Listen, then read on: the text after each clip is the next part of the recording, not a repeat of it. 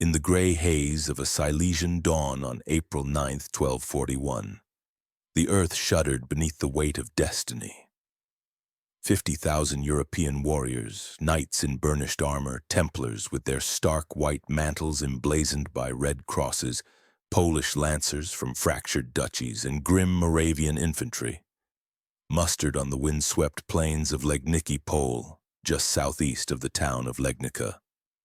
Duke Henry II the Pious, a man of unyielding faith and fleeting unity, gazed across his assembled host, banners snapping like prayers in the chill breeze. They were the bulwark of Christendom, heavy cavalry honed for charges that could splinter Saracen lines or pagan shields. Yet before the sun crested the horizon, before their lines could even solidify into the iron wedge of chivalric fury, a tempest descended.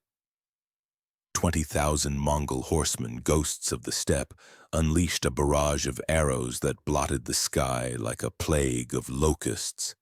In the span of one morning, the flower of European knighthood lay broken, their dreams of glory drowned in blood-soaked mud.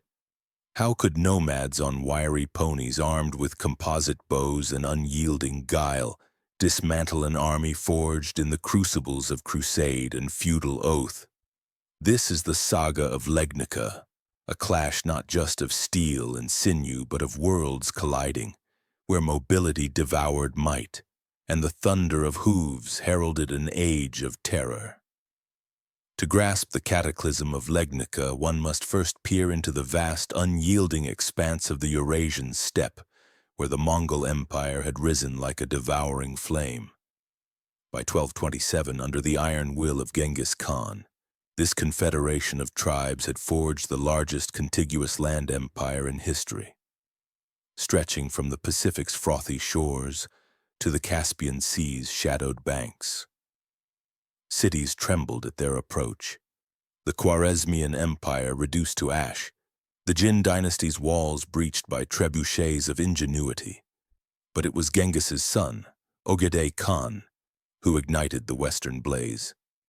In 1236, Mongol tumens, 10,000s of disciplined riders, swept through the Volga Bulgars, shattering their riverine strongholds with feigned retreats that lured defenders into arrow-swept kill zones. By 1240, the Kipchak Khanate, vast steppe lords known as the Polovtsians to Europeans, crumbled under Batu Khan's relentless advance. Fleeing the onslaught, 40,000 Cumans, fierce nomadic warriors, sought sanctuary in Hungary, converting en masse to Christianity and pledging fealty to King Bela IV. Batu, grandson of Genghis and heir to the Golden Horde's ambitions, dispatched envoys demanding their return as tributary subjects. Bela's defiant refusal, a spark in dry tinder, unleashed the horde. Enter Subutai, the architect of apocalypse, Genghis's grizzled Noyan whose tactical genius had already humbled empires. At 70, his mind was a lattice of feints and flanks, his strategies etched in the blood of 100 fields. Subutai's grand design for Europe was a masterpiece of division, two vast armies, some 80,000 strong under Batu, Shiban, and himself, would converge on Hungary like jaws closing on prey. But to the north, a diversionary lance, 20,000 elite riders under 3 princes of the blood, would pierce Poland, pinning its fractious lords and barring aid from the Holy Roman Empire or Bohemia. Baidar, grandson of Genghis, through Yochi's line, commanded with the cool precision of a falconer. Kadan, Ogedei's own son, burned with the fire of youth and vengeance. Orda Khan, another Yochi scion, brought the unbridled fury of the steppe. Their mandate: sow chaos, shatter coalitions, and withdraw before the lion's share of Europe's might could coalesce. Poland in 1241 was no monolith to resist such shadows. The Piast dynasty, heirs to a millennium of Slavic resilience, lay splintered by inheritance laws that birthed a patchwork of duchies: Silesia, Greater Poland, Opole, Kraków, where dukes warred as often with kin as with foes. Henry II of Silesia, a duke of 34 with a piety that bordered on zealotry, had clawed toward unity. Crowned with a halo of reform, he fortified monasteries, mediated feuds, and dreamed of a Polish realm to rival Hungary's. Yet his call to arms yielded not an iron legion, but a mosaic: Silesian knights in lamellar hauberks, Moravian spearmen under the young Boleslav, Opol's hardy lancers led by the corpulent Mieszko II the Fat, and levies from Greater Poland under the battle-scarred Sulisław, brother to Krakow's Palatine. To bolster this improbable alliance, Pope Gregory IX dispatched a cadre of the faithful's finest, 80 Templar knights under the Provençal master Ponce d'Aubon, veterans of Iberian reconquests whose vows bound them to die sword in hand. Even whispers of Teutonic brethren and Hospitallers swirled, though history debates their tread on that fatal field. Henry encamped near Legnica awaited word from King Wenceslaus the Baron of Bohemia, whose 50,000 marched to forge a Christian phalanx. Unbeknownst to him, the steppe's wolves had already scented the flock. As winter's grip loosened into a treacherous spring, Baidar and Kadan's tumens erupted into southern Poland like a Khanate reborn in wrath. Theirs was a lightning raid of surgical savagery, a prelude to Legnica's thunder. On February 13th, or perhaps March 3rd, chronicles blur in the fog of fear, they clashed with a Polish vanguard at Tursko near the Vistula's Bend. Voivode Włodzimierz of Kraków, a lion of the East, led 2,000 in a desperate stand. Mongol horse archers, those paragons of the composite bow, wheeled in concentric circles, loosing shafts that hummed like vengeful spirits. Each rider carried 3 quiverfuls, 60 arrows of birch and bone, fired from the saddle at a gallop, arcing death in parabolic fury. Włodzimierz's lines buckled before steel met hide. The voivode fell, his banner trampled, and Tursko's survivors scattered like chaff. Emboldened, the Mongols pressed north, their scouts, Mangudai vanguard, the eyes and fangs of the horde, ranging ahead on hardy steppe ponies that could subsist on grass and wind. On March 18th at Chmielnik, another duke perished under the arrow storm, his knights' charges dissolving into routs as feigned retreats drew them into enveloping nooses. Kraków, the pearl of Poland, burned on Palm Sunday, March 24th, its timber halls kindling for a pyre that lit the horizon for miles.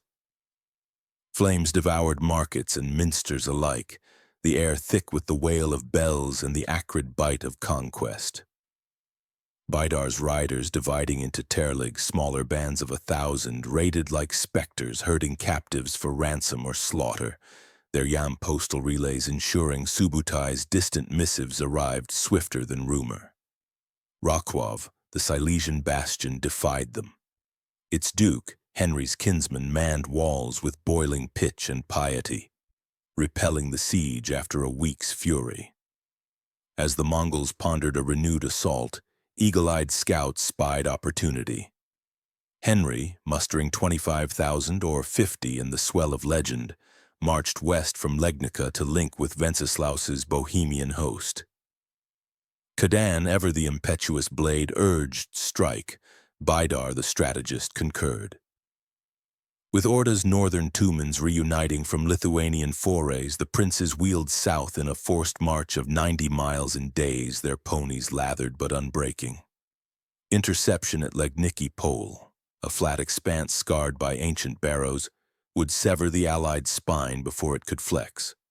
Henry, unaware, divided his camp into 4 wedges: Bavarian miners and Moravian foot under Boleslav to the east, Greater Poland levies and Krakowian horse with Sulisław, Opol's corps under Mieszko, and his own Silesians laced with Templar steel held in reserve.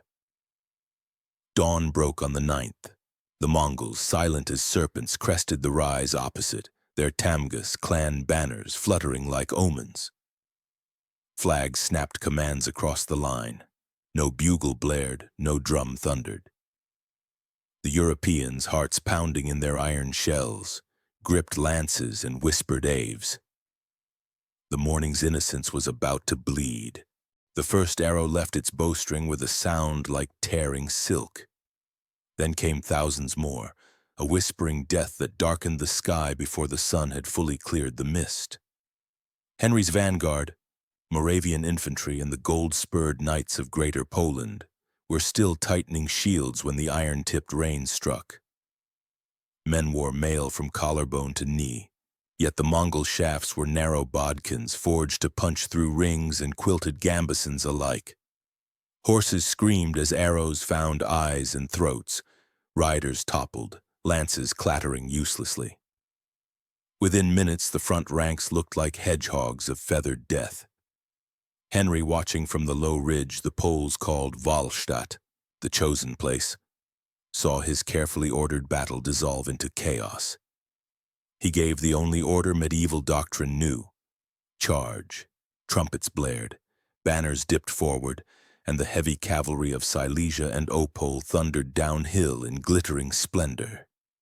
800 paces separated the armies. 800 paces was all the Mongols needed. Baidar's center melted away as if the earth had swallowed it. What the Europeans saw was a deliberate gap, an invitation.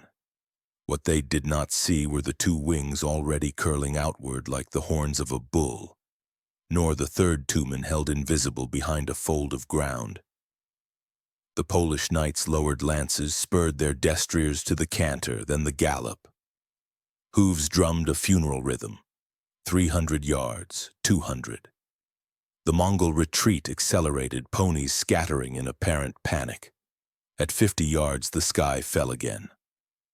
From both flanks, horse archers rose as if conjured from the grass itself. They did not shoot at men now, they shot at horses. Shaft after shaft slammed into unprotected chests and necks. Destriers crashed like falling towers, hurling armored riders into the mud. Those still mounted found themselves funneled into a killing sack where arrows came from three sides at once. The charge, pride of European chivalry, lost cohesion in heartbeats. Henry threw in his reserve, the Templars and his own household knights. 80 white mantles surged forward, crosses scarlet as fresh wounds. They carved a brief, terrible path. Lances splintered on lamellar armor, swords rose and fell in silver arcs. For one shining moment it seemed Christendom might yet prevail. Then smoke bombs, Chinese secrets of saltpeter and sulfur, burst among them. Acrid clouds blinded and choked, horses reared in terror. Through the haze came the Mongol heavy lancers, catastrophic druzhina in scale and iron, who had waited motionless until this exact instant. They struck the Templars like a hammer on an anvil. Ponce de Bon died with his sword buried in a Mongol throat, his white mantle dyed crimson. Mieszko the Fat was dragged from the saddle and beheaded. Legend claims his corpse was so heavy that 9 Mongols were needed to lift the head as trophy. Suliswa fell shielding Henry's retreat, buying minutes with his adult life. And Henry himself, pious Henry who had fasted the night before battle, rode into the narrowing jaws until a lasso of horsehair tightened around his neck. Dragged behind a galloping pony, the Duke's gilded helm was torn away. A saber flashed once. The last piased hope of Silesia rolled sightless in the grass. By noon it was finished. The Mongols did not pursue far, they had no need. The field belonged to crows and wolves. Between 5,000 and 10,000 Europeans lay dead. Chroniclers disagree, but the proportion is merciless. For every Mongol fallen, dozens of knights paid in blood. Baidar's riders moved among the carnage with practiced efficiency, collecting arrows, stripping mail, severing ears for the victory count. Henry's severed head, recognizable by the peculiar polyp in his left ear, was hoisted on a spear before Legnica's walls, then later sewn into a leather sack and sent south to join the growing collection destined for Batu's victory celebration. Europe reeled. Wenceslaus of Bohemia, one day's march away, heard the tidings and turned back. His scouts had already clashed with Mongol patrols and found them unbeatable. The road to Germany lay open, yet Subutai recalled Baidar and Kadan southward. Hungary, fatter and more centralized, was the true prize. Poland, already broken, could wait. The Mongols vanished as swiftly as they had come, leaving behind a silence more terrifying than any war cry. Legnica was never the largest battle of the 1241 invasion, nor the most strategically decisive, yet it became legend. The morning when Europe's proudest warriors learned that courage and heavy armor were no match for mobility, discipline, and the composite bow. It shattered the myth of invincibility that had cloaked the knightly class since Hastings and Tinchebray. In churchyards from the Baltic to the Adriatic, priests spoke of divine wrath. In castle halls, widows wept for a world that had ended before breakfast. The Mongol storm passed on, recalled by the distant death of Genghis Khan. Europe survived, scarred and humbled. But never again would a general on the continent dismiss the power of the horse archer, nor underestimate the terror that could ride out of the east on 20,000 wiry ponies. Legnica was not merely a battle. It was a revelation. One bloody morning when the Middle Ages looked into the abyss of a new kind of war and the abyss stared back.